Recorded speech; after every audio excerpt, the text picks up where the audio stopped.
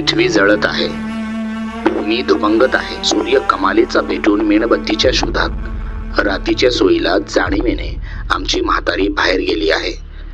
पण बाहेर तर हिंस्त्र श्वापद नव्हे, रक्तपिपासू मानवजात सैरा वैरा हुंदडत आहे. आमच्या बाकास परसात प्रसूती वेदनेच्या आकांताने माझ्या सहचारिणीने वातावरण अजून गडद केले आहे. माझ्या हातात मानवजातीची नवीन कोवळ पिलावळ श्वास घेत आहे. भविष्यात पृथ्वीचा तोच भूतकाळ परत नवीन डोळ्याने बघण्यासाठी माझा बाप निसर्गाच्या या रौद्राकडे मानवी काकुळतेने बघतोय आणि रात्र होण्याची वाट बघत घामाच्या धारात त्याचा जीव वाहत गेला. निष्प्राण त्याच्या देहाकडे पाहत चेहऱ्यावरच्या सुरकुत्या मोजत होते. शून्य नजरेने बाळाचे डोळे, किलकिल्या नजरेने जणू हरासार अंधारात म्हातारीने मेणाच्या उजेडात बाळंतिणीला व माझ्या लेकराला धीर देत डोळे फोडले आहेत. उकाड्याने भाजलेल्या जगाने पहाटेच्या कोसळत्या धारा बघून तात्पुरता निश्वास सोडला आहे खरा, पण पाण्याने गर्भारलेल्या काळ्या ढगांना त्याची नव्हती काहीच तमा. 7 दिस सलग कोसळत राहिला बाबा.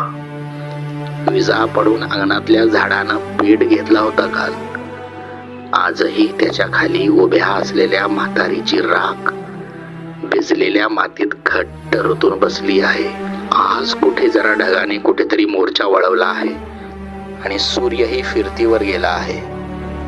पोरक्या झालेल्या घराचे पत्रे मात्र थंडीने गारटले आहेत. आत्ताच अवकाळीतून बाहेर आलेल्या नवमातेच्या मात्र गळत आहेत अश्रुधारा. का कोणास ठाऊक, पण रडण्याचा आवाज आलाच नाही त्याचा. मला मात्र तिच्या अश्रूंचा अर्थ कळाला होता. माझ्या निर्धन वारशानं त्याची वाट धरली होती.